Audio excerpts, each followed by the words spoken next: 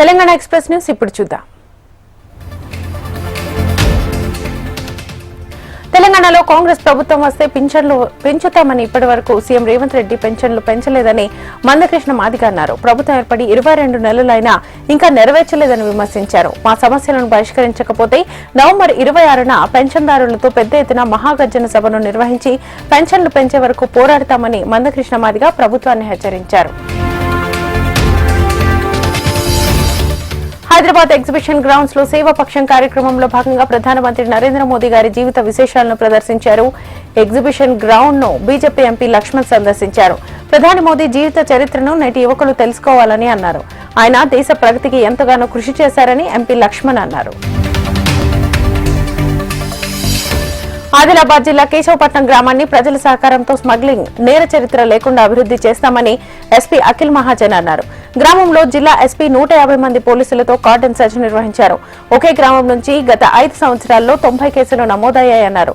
రానున్న స్థానిక ఎన్నికలను ప్రశాంతంగా నిర్వహించుకునేలా ప్రజలు సహకరించాలన్నారు. యువత గంజాయి వంటి మత్తు పదార్థాలకు దూరంగా ఉండాలని సూచించారు.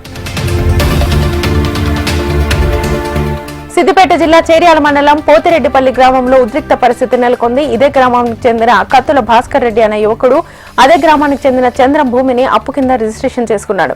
తిరిగి అప్పు చెల్లిస్తా, నా భూమి నాకు తిరిగి రిజిస్ట్రేషన్ చేయమని చంద్రం కోరిన భాస్కర్ రెడ్డి నిరాకరించాడు.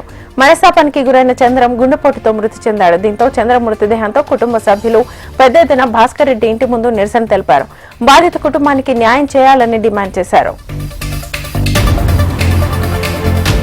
నిర్మల్ జిల్లా కడెం కేంద్రంలోని పీఎస్సీఎస్ కార్యాలయం వద్ద వర్షాన్ని సైతం లెక్క చేయకుండా రైతులు యూరియా కోసం బారులు తీరారు.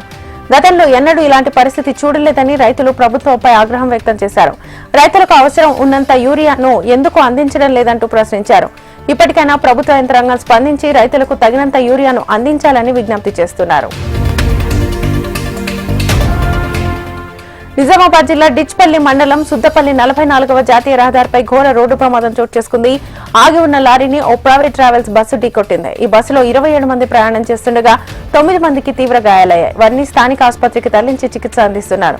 బస్సు డ్రైవర్ అజాగ్రత్తగా నడపడంతో బస్సు అదుపు తప్పి ప్రమాదానికి గురైనట్లుగా ఎస్ఐ తెలిపారు.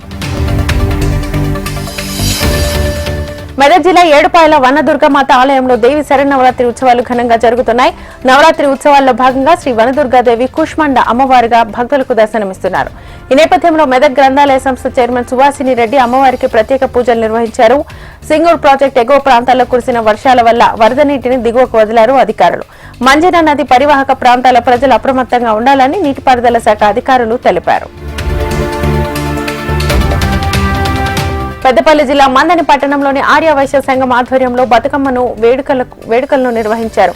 బతుకమ్మ సంబరాల్లో భాగంగా పట్టణ మహిళా అధ్యక్షురాలు రాచర్ల తిరుమల ఆధ్వర్యంలో 1,00,000 గాజులతో భారీ బతుకమ్మను తయారు చేశారు. బతుకమ్మ చుట్టూ తిరుగుతూ పాటలు పాడుతూ ఘనంగా బతుకమ్మ సంబరాలు చేసుకున్నారు.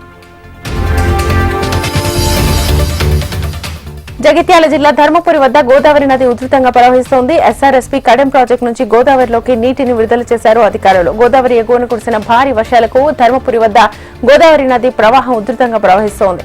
గోదావరి తీరంలోని సంతోషిమాత ఆలయంలోకి వరద నీరు చేరడంతో భక్తులు గోదావరి నదిలోకి వెళ్లకుండా అధికారులు అప్రమత్తం చేశారు.